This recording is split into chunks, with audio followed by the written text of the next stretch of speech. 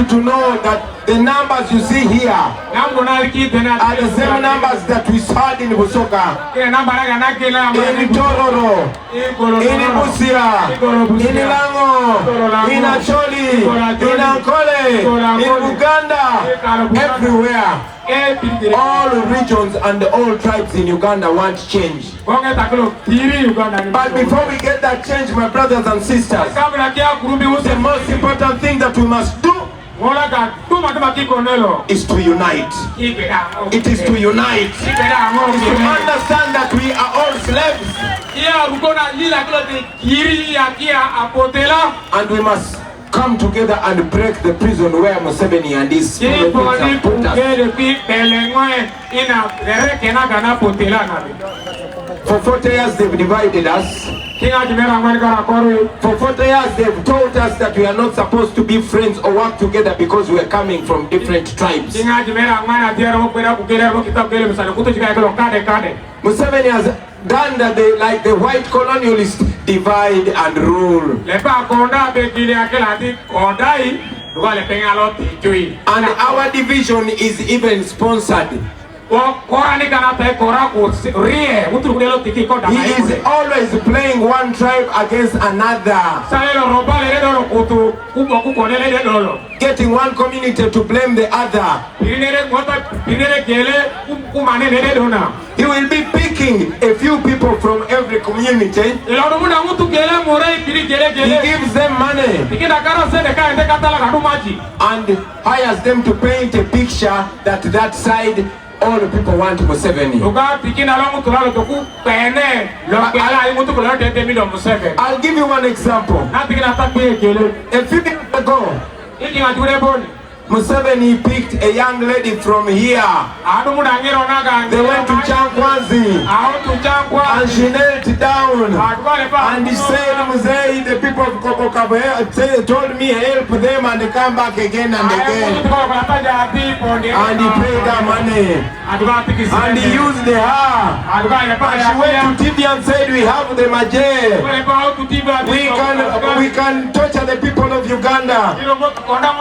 And he rewarded her with an empty post of a minister. But that is how he has always been using our people.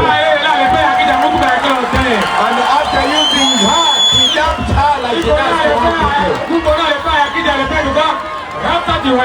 He does that not only here. He uses people from Buganda, people from Ankole, people from Lango, and everywhere in the country. Meanwhile, their people are suffering. That sister said one time that she's the gateway to Koboko, and if you don't go through her, you cannot come to Koboko. Now we are in Koboko. Very important, brothers and sisters. I will also tell you this. Until we come together and until we feel each other's pain and until we understand that all of us are equal, they are still going to humiliate us. In the new Uganda, the first thing we are going to do is to reduce the power of the president. In the new Uganda, the president will no longer be the one appointing judges. We shall have a judicial service commission that appoints judges so that the president does not control the courts. In the new Uganda, the president will have no power to appoint the electoral commission, so that we can have free and fair elections. Today, Mr. Yamakama, who is the chairperson of the electoral commission, will watch on TV where we are supposed to campaign in a region, but NRM goons will come, beat people, but again he will send the police to arrest us. Those are things that we have to change.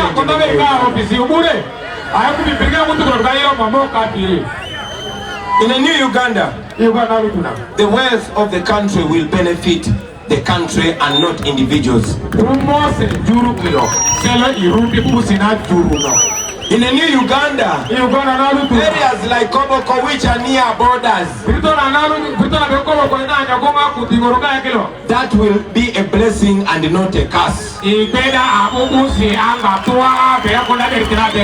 example, in the new Uganda, Congo will not be our enemy, Congo will be our friend. In the new Uganda, we shall not be at war with Congo, we shall be in business. Now imagine when there's friendship and smooth business running around those borders. We will be getting double benefit. I'll give you an example. The border bike in Congo is at 3.5, but when you cross to Uganda, it's almost 6 million. But because of the bad relationship that we have here, the Uganda government keeps arresting Congolese bikes here. That is why the same now is beginning to happen to us across Congo.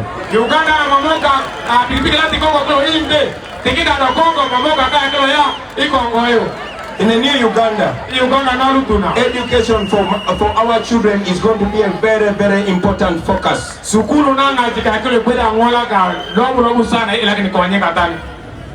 while ago, our children spent more than 1 month not going to school because teachers were not being paid.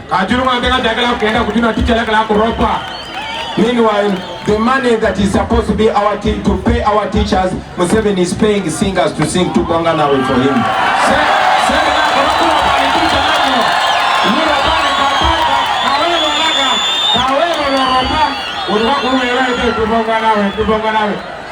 In the new Uganda, the government will be spending not on police patrol cars but on medical ambulances.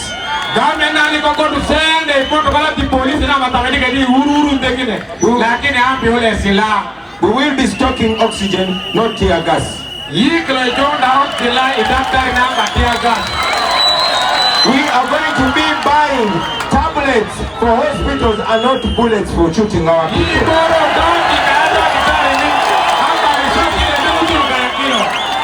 In the new Uganda, we are not going to focus on the small thieves and leave around the big thieves. In the new Uganda, even when smuggling is not accepted, it will be punished by simple imprisonment, not killing our people. As a matter of fact, in the new Uganda, the government will plan on how to have these young people employed so they don't have to get lost in smuggling.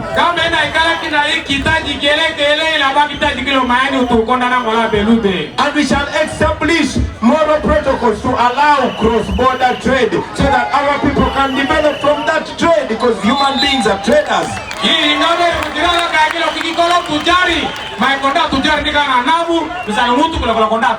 But you know why Museveni is not doing that? Because he does not care about you. For Museveni, what is important is to stay in a power, not to develop busy people. Museveni has been in power for 40 years. Pause for a minute and think about it. 40 years. 99% of you have never seen another president in your life.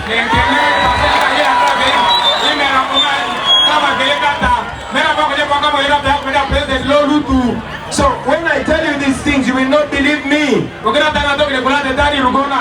Let me tell you, for example, when you want to fly to Congo from here, from Koboko, you don't know to Congo in the Koboko.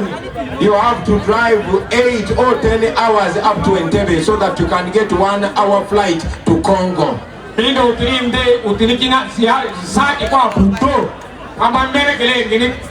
After 40 years in power. After 40 years in power. 40 years in power, Museveni has not done anything, only stealing from us. You have heard Museveni criticizing the past leaders.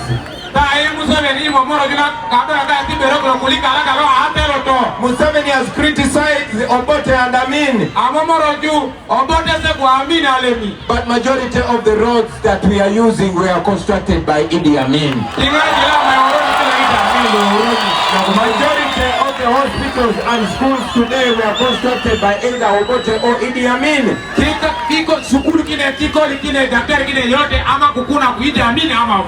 All of the buildings that we have across the world, in UK, in America, some of them that are being sold by Museveni's officials, they were built by Idi Amin.